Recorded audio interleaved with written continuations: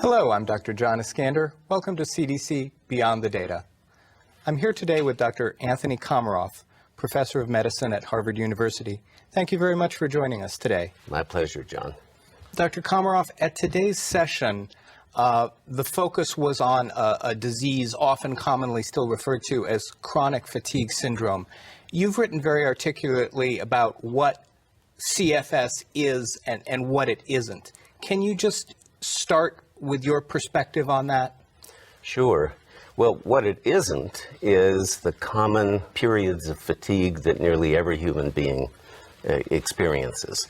It is a very unusual, prolonged, and debilitating state of fatigue with a group of other symptoms. I think the cardinal parts of the illness are what's called post-exertional malaise, where any kind of effort, physical but also mental, makes all of the symptoms worse following that effort, typically about 12 to 48 hours afterwards. A second big part of the illness is cognitive problems. The third part is unrefreshing sleep. People who basically never awaken feeling rested, even if, as far as they know, they had a good night's sleep and slept for many hours. And the last manifestation is orthostatic intolerance.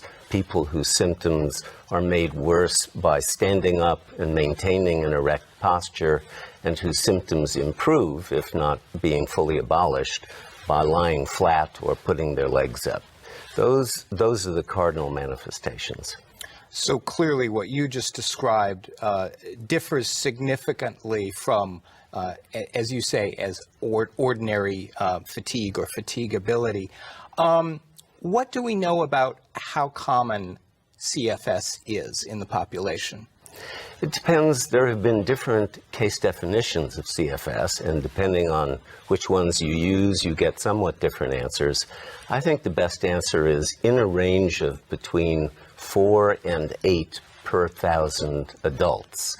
But it's higher in women adults, and it appears to be somewhat lower in children who get this illness as well. So not an exceedingly rare condition. No. Have we, through research, developed some hypotheses about what some of the triggers or risk factors for this disease might be?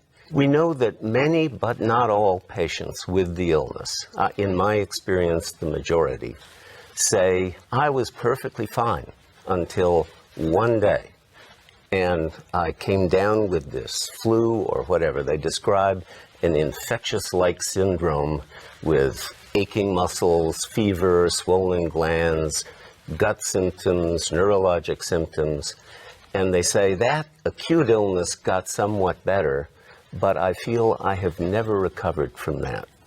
Now it's months and years later. Yeah, so we heard today, actually, I think that about 3/4 of cases Yes. may be preceded by some type of infection.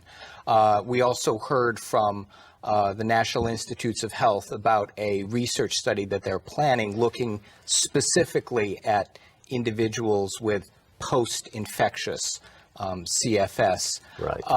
What might we hope to learn from that kind of research? Well, I think the biological research that's been done so far, and an enormous amount has been done in the last 30 years or so that I've been involved with this illness.